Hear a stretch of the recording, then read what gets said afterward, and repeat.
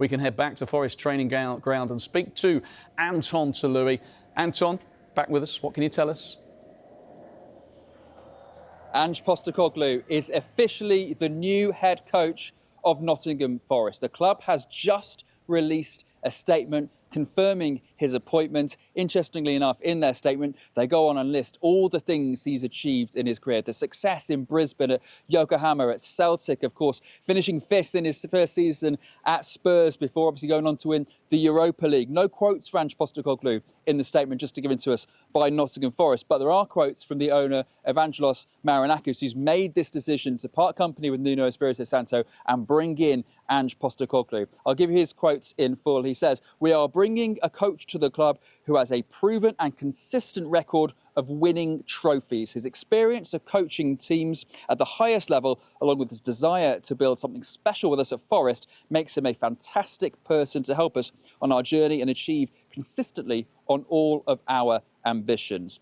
After gaining promotion to the Premier League, then building consistently season after season to secure European football, we now must take the right step to compete with the very best and challenge for trophies. Ange has the credentials and the track record to do this, and we're excited he is joining us on our ambitious journey. So it seems as though it's pretty obvious. Ange Postecoglou is being brought in because Nottingham Forest want silverware. Marinakis said at the Europa League draw a week and a half ago, he doesn't just want to go deep in that competition, he wants to win that competition. Well, he's bringing in the head coach that won that competition last season. He's bringing in a head coach that's won in Australia, in Japan, in Scotland, with Australia, and now obviously with Tottenham as well. So he's hoping that this Nottingham Forest team will take the next step in its evolution, not just going from surviving relegation, not just going from the outskirts of European competition and getting into the Europa League. He's aiming for the very top. And Marinakis clearly thinks Ange Postecoglou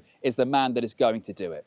Yeah, I mean, it certainly hints at Marinakis' ambition, doesn't it? The way he's talking there about trophies and silverware and that Postecoglou has done it. But I guess Postecoglou last year at Tottenham kind of divided opinion, didn't he? Because yes, he won the Europa, but 17th place and the Premier League campaign was a bit disastrous. How do you think Forest fans are going to view this appointment?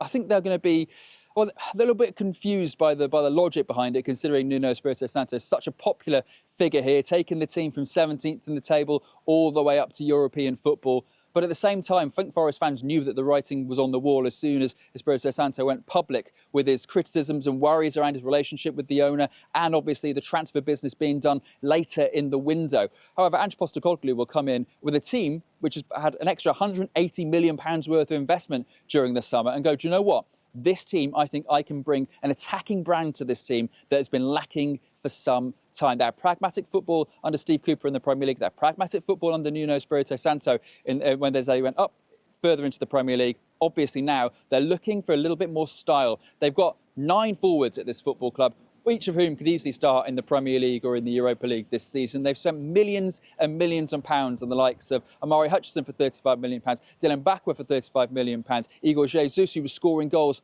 at the Club World Cup, James McAtee, Arno Kaliuwendo as well. They've spent so much on attackers this window. Ange Postecoglou is seen as the guy who's going to come in, find the right formula, and also get the most out of players they're given new contracts to him, Morgan Gibbs-White and Callum Hudson-Odoi as well. It's a new era at Nottingham Forest. It's going to be some new look football at Nottingham Forest. Whether it's successful, we wait to find out. The first game is a fascinating one, isn't it? Ange Postecoglou, the former Tottenham boss, takes his new Nottingham Forest side to the Emirates to take on Arsenal at Saturday at 12:30. Yeah, that's a huge game, and he hasn't shied away from it, has he, that Arsenal away? But after that, Anton, 2 promoted sides in the league in Burnley and Sunderland. So I guess, you know, anything at Arsenal was a bonus, but after that, an opportunity to make an instant impact. Yeah, exactly that. And then you've got the European campaign starting with a difficult trip to Betis as well. So it's going to be, look, that's what Nottingham Forest want, right? They kind of feel they're a little bit behind where they should be in the Premier League after that defeat to West Ham right now. And as we saw, Nottingham Forest missed out on the top 5 last season by a single point. So there is going to be pressure straight away on Ange Postecoglou to put Nottingham Forest back up the table because clearly the owner is very, very ambitious. He doesn't want them to just sit around 7th, 8th this season. He wants to see them fly up the table or win something big this season. It's interesting because teams who enter Europe pretty much for the first time, the average drop-off when they enter the European competitions, the teams outside the Big Six, is 10 points from season on season. Nottingham Forest can't afford to do that this season. If they are, they will be out of the European competitions next season unless they win the Europa League. Ange Postecoglou has been brought in because they don't want to see that traditional drop-off from teams that go into the European competitions. They want to see the progress that's been made over the last 3 years. OK, as for the man himself, I mean, Postecoglou, one of the big characters in recent Premier League history. He gives good copy, doesn't he? Good to have him back. Oh, absolutely. And we're looking forward to when we hear from him for the first time, expecting that probably to be Thursday, we're expecting. That's when Nottingham Forest usually hold their sort of pre-match news conferences. They usually hold them 48 hours before a Premier League game. But it's going to be fascinating, isn't it? Because what is it that attracted him to this project? And obviously, what is his relationship like with Evangelos Marinakis? Marinakis has said previously about how much he respects Ange Postecoglou. Obviously, look, the two saw each other in the summer earlier this season. Marinakis giving Postecoglou an award for being the first ever Greek-born head coach to win a European club competition. So we know there's mutual respect between the two. It's a fascinating project at Nottingham Forest, isn't it? Because, like I said, they've locked up some of their best players on long-term deals. Morgan Gibbs-White, Callum Hudson-Odoi, Matt Salles, Murillo. They're all tied into longer-term contracts now. They've got something to build on. Plus, they invested heavily in the summer. They've still got the likes of David Luiz, who's waiting to make his first start. James McAtee waiting to make his first start. Arnaud Calabawendo was fantastic in France last season.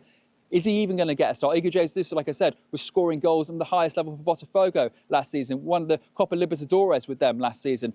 It's about evolution of this team. That's what Postecoglou has been brought in to make the most of the investment that's gone into this team and try to get Nottingham Forest into that top 5, which will probably get Champions League football this season.